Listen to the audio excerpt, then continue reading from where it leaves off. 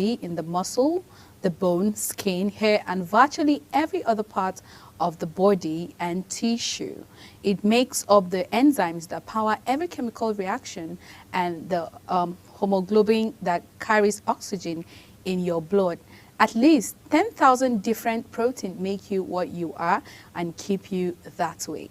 Protein is made from 20 plus basic building blocks called amino acids. Because we don't store amino acids, our body make them in two different ways, either from scratch or by modifying others.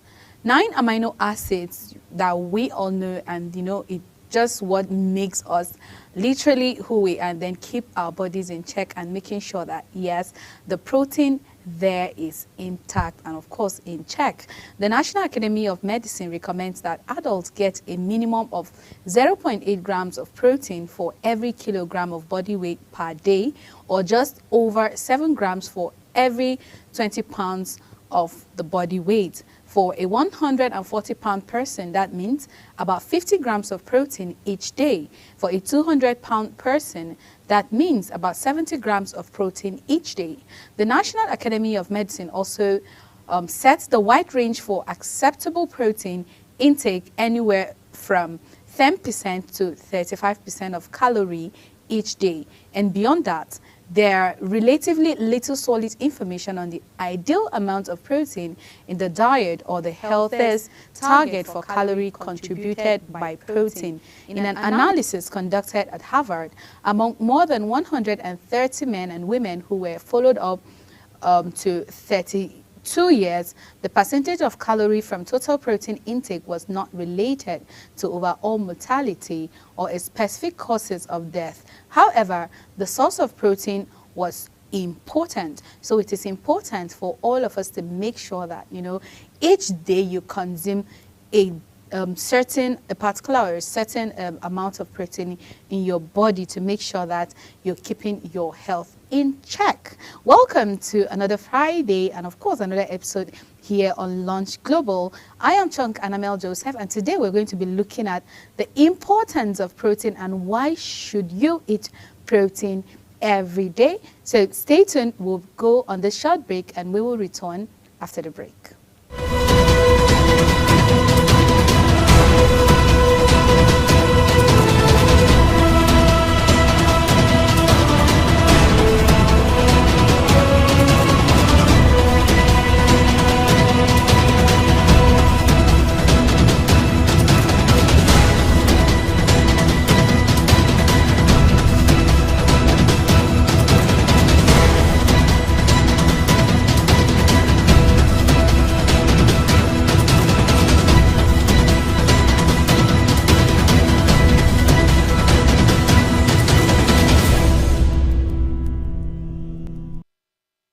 It's important to know that millions of people worldwide, especially young children, don't get enough protein due to food insecurity.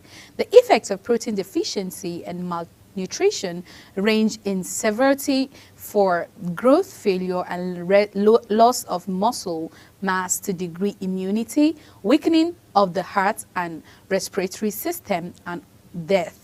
However, it's uncommon for healthy adults in the US and most other developed countries to have a deficiency because there's an abundance of plant and animal-based food full of protein. In fact, many in the US are consuming more than enough protein, especially from animal-based food. It's all about the protein package. When we eat food, when we eat food for protein, we also eat everything that comes alongside it, the different fats, fiber, sodium, and more. It's so important, and then the package that's likely to make a difference for your health. And to call out but a few, we can say a 4-ounce broiled sirloin steak is a great source of protein, about 33 grams worth, but it also delivers about 5 grams of saturated fats. 4-ounce ham steak with 22 grams of protein has only 1.6 grams of saturated fat, but it's loaded with 1,500 milligrams worth of sodium. A 4-ounce of grilled Skokie salmon has about 30 grams of protein, naturally low in sodium, and contains just over 1 gram of saturated fat. And like salmon and other fatty fish are also excellent source of omega-3 fatty acid, a type of fat that is especially good for the heart. And a cup of cooked lentils provide about 18 grams of protein and 15 grams of fiber, and it has virtually no saturated fat or sodium. And you know what I know that, or what I know that is super good and why it is important for you to have to eat protein, you know, I would say especially in the mornings and probably in the evenings, because we know that breakfast is one of the most, is not, I won't say one of, is the most important meal of the day, because it's what you eat in the morning now determines how active you're going to be and how literally your day is going to run. Sometimes there are food that when you eat them, you're not just yourself. You're either falling sick, or you're feeling very weak, or you're not active the way you're supposed to be active. While some food, when you eat them, you feel very much alive. Now, one important thing is, you know, when you eat good protein in the morning, protein helps you to, it helps in regulating hunger, and it's also very good for your muscles, your bone health, your heart health, and all of that. And it doesn't have to be, protein does not have to only be, it has to be meat or fish. You know, there are vegetables that, you know, you can eat it and they are very, very good source of protein. I made an instance with lentils as well. You know, beans is also there to perform that magic.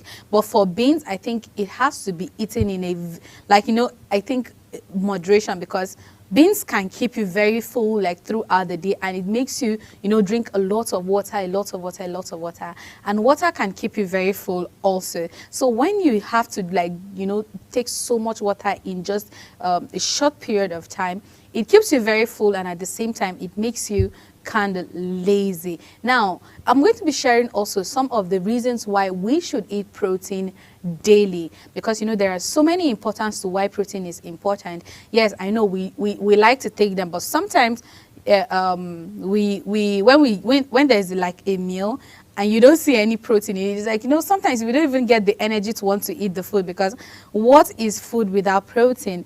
It's as if it is not even possible. But some other reasons, you know, there are people out there that, you know, they can't even afford to even eat like a complete 3 square meal or even 2 square meal. You know, sometimes you just have to eat just proper food maybe in a day, in just once in a day, and you can decide to just balance the meal with any other thing you see on the table. And at the same time, some people have it all, but then they don't like to eat, which is very, very bad. On a normal day, eating food is very important, and that's why there is breakfast, there is lunch, and there is dinner. That is not just a formality, you know. It is there for a reason, and that's why it's important that we don't skip that meal. So if you're in a position where, you know, there's no so much money for you to be able to buy the chicken or the beef or the turkey or the fish, there are other things out there that are quite affordable. Even for the meat, there are egg. I know that right now egg is not even that affordable, because everything is literally it has just turned upside down because of the whole economy, you know, and all of that. But then you can't just lose it and say, okay, just because the economy is that bad, I won't care for myself, I won't look out for my health, I won't eat properly. Anything can happen. Once in a while, try, even if it's just that one protein in a day. You have to just try your possible best to make sure that you eat it, because it is super important and is good for your health. Now, one of the reasons why it is important for you to eat protein is it reduces appetite and hunger level. You know, the 3 macronutrients like fats, carbs, and protein affect your body in different ways, and study has shown that protein is by far the most filling.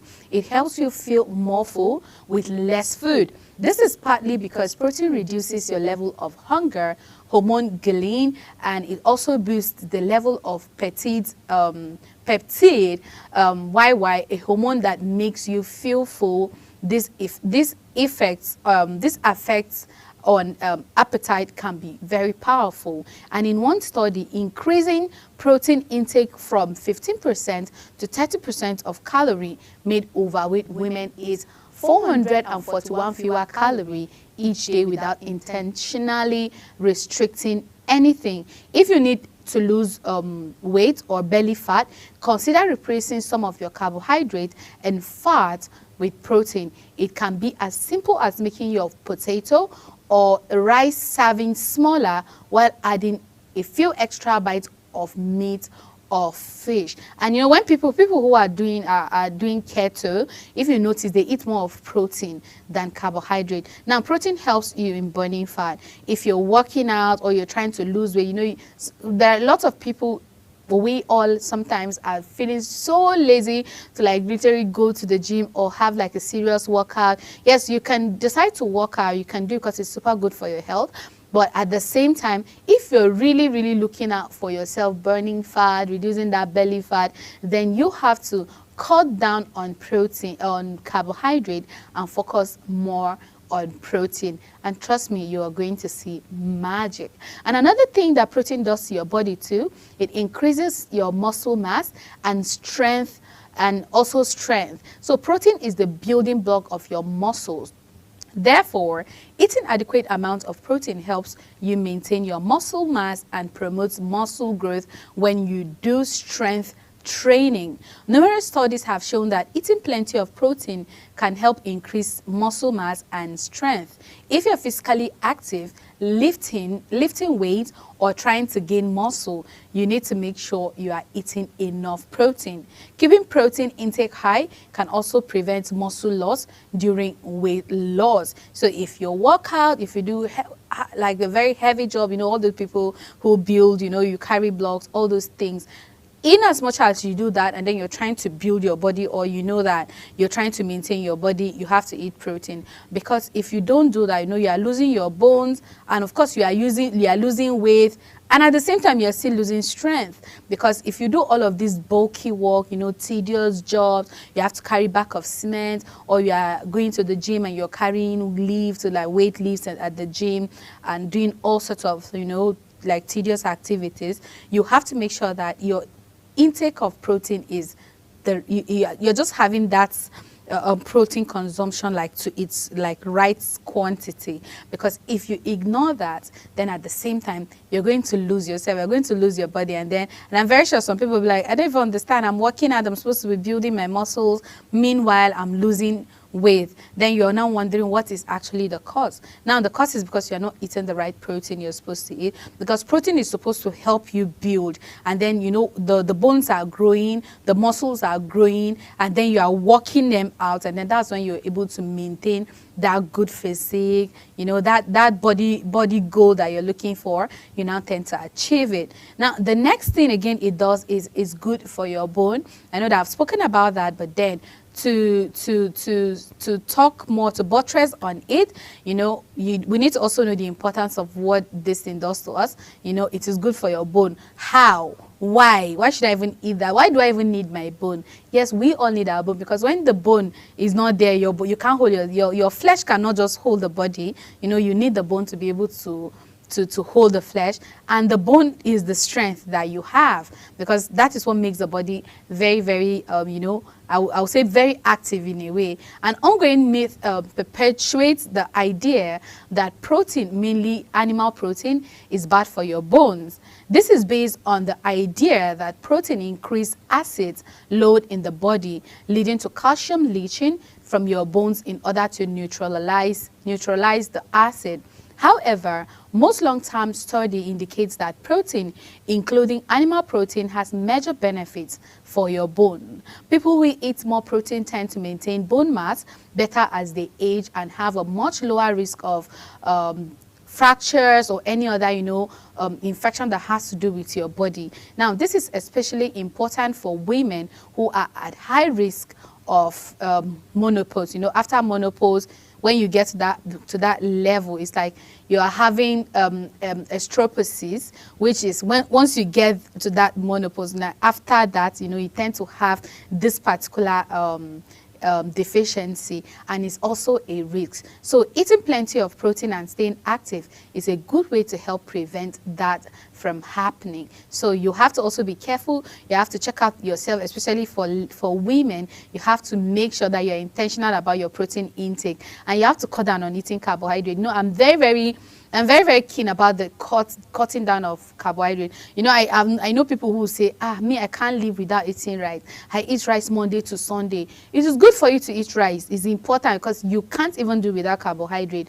But you have to make sure that you regulate it. You don't eat the same food every day, even if you're eating rice with vegetable, with this, with that, with this, with that at all times. But you can't just sustain that. So you try your possible best to try, if you can cut down on eating that carbohydrate. Try your possible best. Be like, okay, I'll eat more of carbohydrate maybe in a week, maybe 3 days or 2 days in a week, and then I'll balance it with other things. Almost all the food we have are carbohydrate, but trust me, there are lots of food out there that they have a very low quantity of carbohydrate, and you need to watch down on the quantity of what you eat. You're serving, the portion has to be small because you need the carbohydrate in your body, but at the same time, you need to be very, very careful. So for instances where you have to cut down on the carbohydrate, then you replace it with protein. The protein should now be high.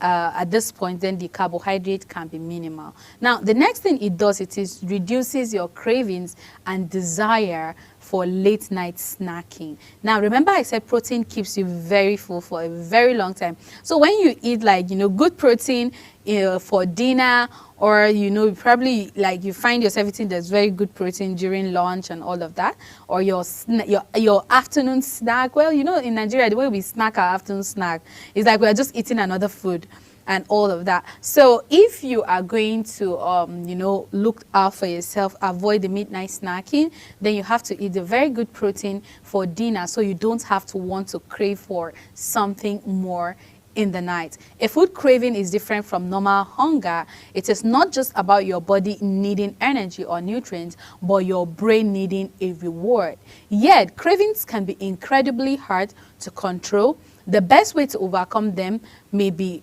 to prevent them from occurring in the first place. So one of the best prevention methods is to increase your protein intake. One study in overweight men showed that increasing protein to 25% of calories reduces cravings by 60% and the desire to snack at night by half. Likewise, a study in overweight adolescent girls found that eating a high-protein breakfast reduced cravings and late-night snacking. This is by may be meditated by an improvement in the function of dopamine, of the main brain hormones involved in creating cravings and, of course, addiction. So, eating it also helps you look out for yourself. We know that when you eat so much at night, we know the result, because your body will end up storing fat, and then you don't get the food digesting when they're supposed to digest. Probably you're already exhausted and you just want to go to bed, you just want to rest. So protein helps you, to cut down on this late night cravings, not when you're hungry, for the cravings. It really, really helps with that. And protein also boosts your metabolism, and it increases fat burning. And there are so many other things that protein does to you. So one word is for you to be intentional when it comes to picking your proteins and how you eat them. You have to make sure that you cut down on carbohydrate, you make it low, and then increase the level of your protein. Now it helps you, and then it builds your body, it helps you with your bone, it helps with so many other things. So for the sake of time, I will be putting a stop here today on Lunch Global. Thank you for your time with me here today, and thank you for staying always glued to your TV. I am still Chunk Annamel Joseph, and it's Friday, so I'll be leaving you here. See you next week. Bye.